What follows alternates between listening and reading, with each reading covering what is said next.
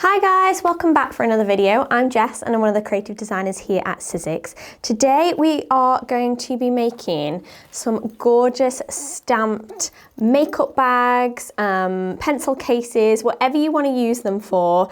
Fun, bright, colourful flowers and butterflies using Catherine Pooler's new collection. So I'm going to be using the stamps from her collection. So we have got Bright Butterflies #1 and Whimsy Blooms #1 as well. So these also correspond with the dies in her collection. So you can mix and match these for other projects. Obviously I'm just using the stamps to stamp onto the fabric today to create these little pencil cases, makeup bags. But obviously check out her whole collection because she has tons of dies and embossing, stencils, things like that that all work beautifully together. But if you want to see how I made these bags, then keep on watching. Okay, so in the examples that I've got here, I've obviously made some with both of the dies that I've shown you, the stamps that I've shown you. So we've got the butterflies and the flowers. And you can use these, you can mix and match them, whatever you want to do. You could use just one, whatever it is you want to do, basically. I'm going to recreate this one with the flowers. So I've got some basic canvas, plain kind of pencil cases, basically. I got these online. You can get them from anywhere online, hobby store, craft store, anything like that. Super cheap. You can get them like in packs of like 10, which I think would be great if you're making to sell, if you're making to gift them, or these would be great like little party gifts or something like that. So really easy to get hold of. And all you want to do is using your stencil and stamp tool. And this is really important, use your stencil and stamp tool because we're going to be pressing the stamp multiple times to get that full registration onto the fabric, because it's obviously going to be harder to stamp onto your fabric than it is onto your regular cardstock. And this stencil and stamp tool is going to make this 10 times easier, I promise. So I'm going to place the makeup bag. I'll take the stamping lid off. The makeup bag kind of at the end of the platform. So with the zip section kind of hanging off the edge almost. And I find this a little bit easier so that when you go to stamp, the zip part, which is quite a bit thicker than the rest of the fabric bag, isn't kind of getting in the way and it's not making it difficult to press your stamp nice and flat. So we're kind of going to be working upside down, but it's fine. So that's going to be on there. And then as you can see, when I place my stamping plate down, it's just kind of right at the edge. And most of our stamping is going to be happening up here when we're doing the floral one in particular, but even the butterfly one, a lot of your stamping is going to be happening further up, okay? So I'm going to start to place my stamps on. So like I said, I'm going to be using the Whimsy Blooms one. And it's a nice thing to point out with this stamp set actually, that there's kind of stems correspond with the flower pattern almost. And they're actually labelled on the plastic on the stamp set. So here we've got like leaf A, so this is your base for that leaf. And then you've also got A here, which is the middle section of that flower. And then the outer section of that flower, flower A. So with it being a layered stamp almost, and same with the butterflies, which are quite similar, but this one is kind of all labelled out for you, which is great. It means that you know which ones kind of fit perfectly with which base and things like that. So makes your life a little bit easier. So we're going to arrange these. Now mine are used, that's why they've got that little bit of a tint. So don't worry, yours won't come like mine. So we're going to place these kind of arranged. And I'm going to do as many of the bases as I can, kind of arrange them, and then we'll do some of the flowers. So bear in mind the space that you're going to need as well. So with this one, which is, where are we? Leaf C. So this is the C base. So I probably want to bring this one a bit up so I know roughly how much space I'm working with when I need to put this one down, okay? So just bear that in mind when you're working with these. Bear in mind that they're going to have flower heads on them, so you want to make sure the flower heads are going to fit in the gaps where you're placing them, if you're doing like all the leaves first or something like that. So we've got all of our leaves, or one set of our leaves there. We're then going to take that, pick up those stamps, turn it over, and then I just want to point out the stamps that I'm going to be using. So I am using archival inks, which are permanent and waterproof, because we are stamping onto fabric. You can use fabric stamps as well. If I was doing this on cardstock, obviously Catherine's inks are fantastic, but they do react with water, so we want it to kind of be waterproof. So I found that these are the best. But yeah, to your discretion, use whichever inks you would like to use, ideally something permanent and waterproof. So I'm going to take my stamp or my ink and just ink that up.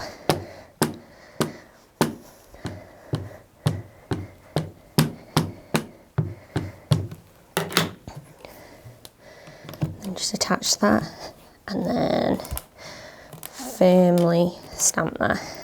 Now I did say this is where your registration of the stencil and stamp tool is going to come in extra handy, because we will need to go over it at least 2 or 3 times to make sure the colour is nice and opaque and is kind of sat in all the grooves and fibres of the fabric, okay?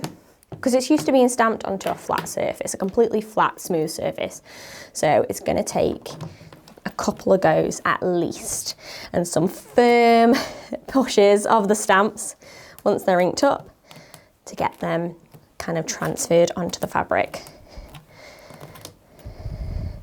To be fair, I think that's pretty good from 2 passes. You can keep going and add more and more layers if you want to, but I think that's pretty good.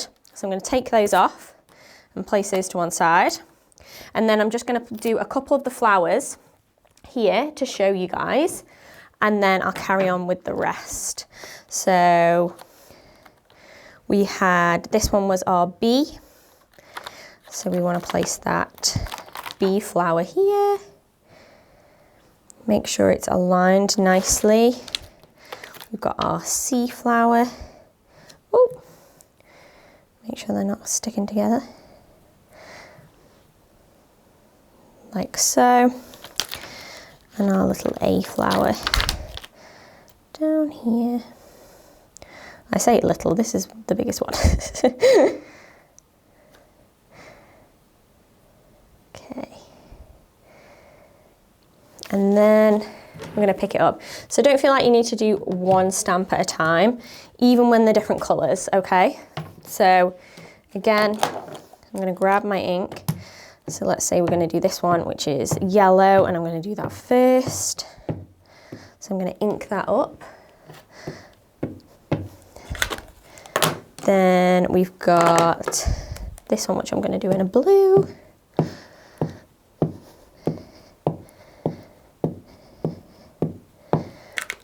And then our pink. And I tend to have kind of 2 shades or 2 tones of the same colour when I'm doing the flowers, because they are kind of like layered up. So I've got like a lighter pink and a darker pink, a lighter blue and a darker blue, things like that. So I can see the contrast between the different stamps.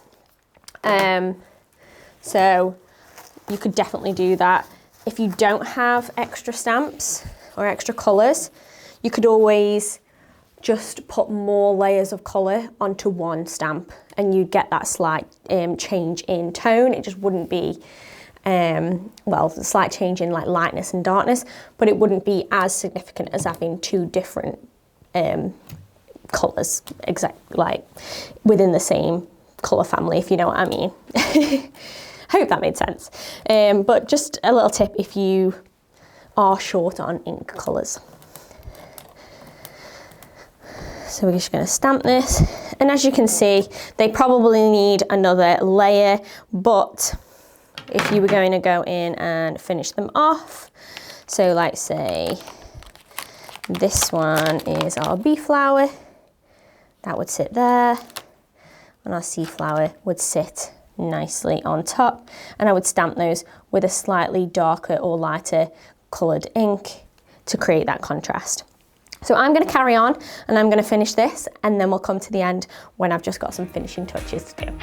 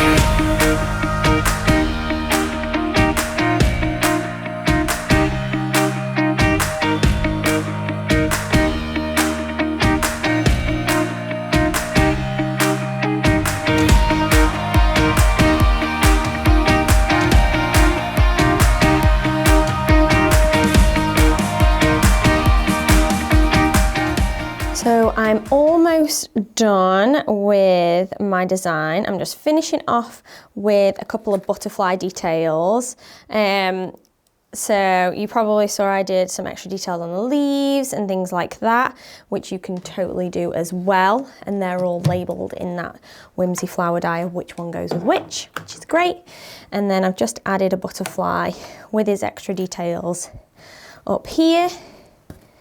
I probably did my butterfly just a little too high and it's gone over some of the kind of double fabric on the zip. So just bear that in mind when you're doing yours. The example that I did prior, I didn't do that on. And then I'm going to place the little trail. Now the trail goes the wrong way round, kind of what I want. So what I'm going to do is I'm going to place it there, but I'm not going to ink up that little heart. I'm literally going to pick that up and I'm going to ink everything, hopefully, but the little heart in like a brown. I'm going to place that. So we've got our little trail without the heart, and then I'm going to place the heart the other way around. Make sure it's kind of clean and kind of attach it roughly there. And this time we're going to ink up just the heart. So I'm going to take that off and ink just the little heart. You can always take a wipe and wipe it off the rest of the bits if you've got it on there. And there we go. So I will turn it around so you can see it in all its glory. So that's the one we've done kind of start to finish on camera. But you can see the one I've taken just a little bit more time on. I've added a couple more flowers and extra details, but you can see how they have layered up beautifully. And then, have I got any pens down here or anything? Oh, I have. I've got some like kind of bits and bobs that can go into my pencil case. I'm just grabbing some bits from my stash.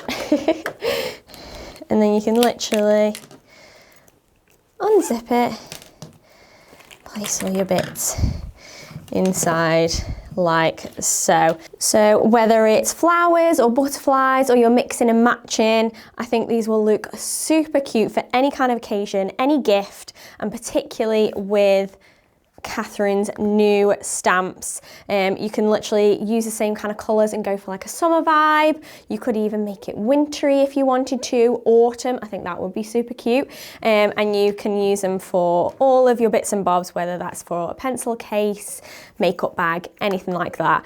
I just think they're adorable and they're so easy to recreate. So if you do recreate these, get your hands on any of the Sizzix Catherine Paula stamps or any of her collection, and you do make this, then please share images, projects, makes, inspiration with us. We love to see it here at Sizzix, and I'd love to see you guys getting crafty and hopefully recreating some of these gorgeous little makeup pencil case bags, because I'm sorry, how cute. How cute is that? Can't get over it. But that is everything from me today, guys. I really hope you enjoyed watching and following along. I'll see you in the next one, but until then, stay safe and keep crafting. Thanks, bye.